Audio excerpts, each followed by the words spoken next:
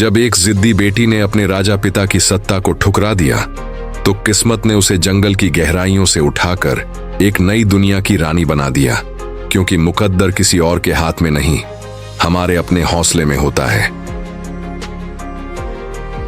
बहुत समय पहले एक राजा था जो खुद के बारे में सोचता था कि वह बहुत ही नेक सोच, दयालु स्वभाव और दरिया दिली है।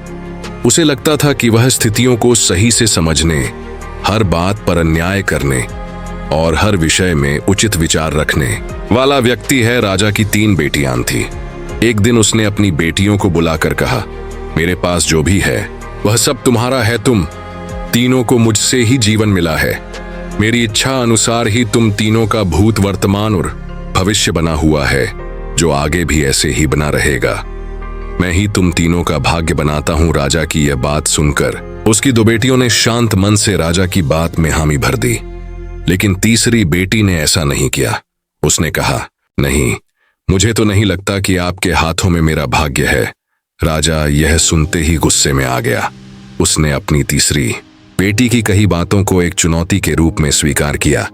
उसने खुद को अपनी तीसरी बेटी के सामने सही साबित करने की ठान ली और उसे जेल में बंदी बना दिया।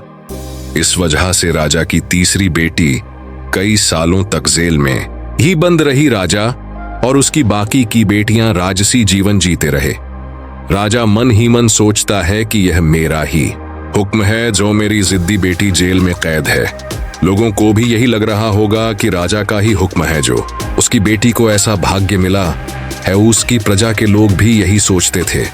उन्हें लगता था कि राजा की तीसरी बेटी ने जरूर कोई गलत कार्य किया होगा, तभी उसे जेल में कैद करके रखा गया है, वरना कोई भी पिता अपनी बेटी के साथ भला ऐसा क्यों करेगा। राजा का कभी कभी जेल में कैद अपनी तीसरी बेटी से मिलने के लिए जाता था। उसकी बेटी बहुत कमजोर हो गई थी, लेकिन अभी भी उसके विचारों में कोई बदलाव नहीं आया था।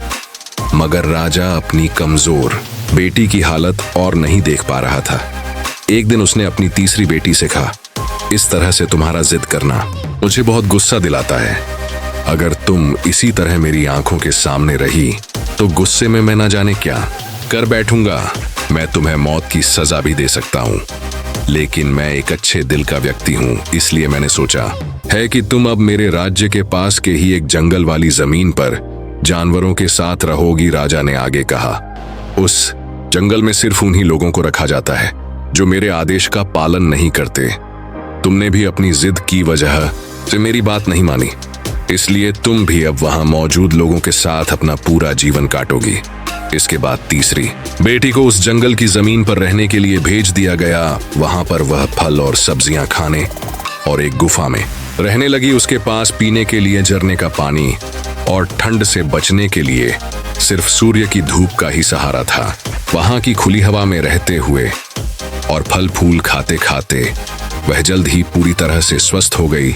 उसने वहां पर खेती करना भी शुरू कर दिया। गुफा को उसने घर की तरह सजा लिया था और खुशी खुशी वहीं रहती थी।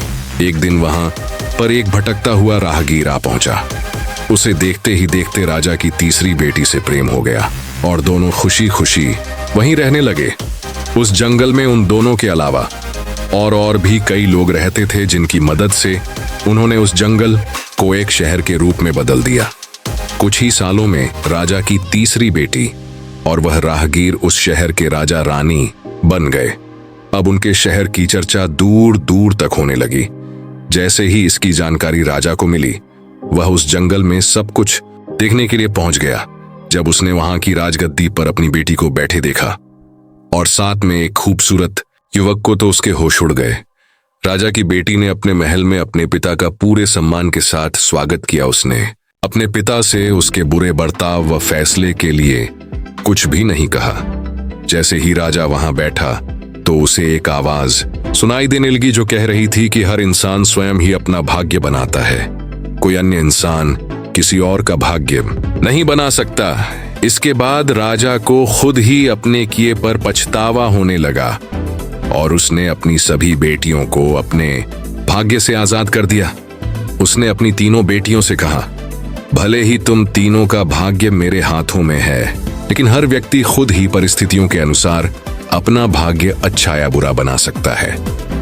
निष्कर्ष, राजा और उसकी 3 बेटियों की कहानी हमें यह सीख देती है कि कोई भी व्यक्ति किसी का भाग्य बना या बिगाड़ नहीं सकता। हमारा भाग्य खुद हमारे हाथों में ही होता है, जिसे हम अपनी सूझबूझ से बुरी परिस्थितियों में भी अच्छा बना सकते हैं। अगर आपको ये प्रेरणादायक कहानी पसंद आई हो तो इसे लाइक करें, दोस्तों के साथ शेयर करें और ऐसी ही और कहानियों के लिए चैनल को सब्सक्राइब करना न भूलें। आपका एक क्लिक हमें और भी बेहतर कहानियां लाने की ताकत देता है।